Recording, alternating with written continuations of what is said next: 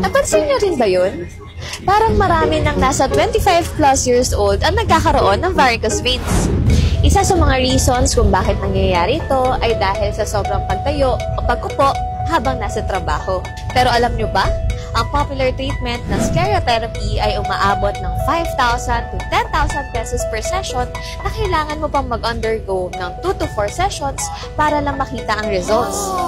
Isa nga sa mga customers namin, gumastos pa ng 30,000 pesos para lang mawala ang varicose veins niya. Introducing BTY Overnight Mask at BTY Instaglow. Meron silang ingredients na Centella asiatica, hydrolyzed collagen at niacinamide na nakakatulong para mag-fade ang varicose veins natin. Just look at Sisi Virgie ng Saudi. Kitang-kita ang pagbabago sa legs niya.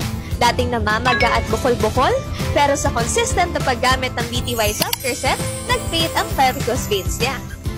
Disclaimer lang mga sisi results may vary from person to person. Kaya kung gusto mo makita ang best results, consistency is the key.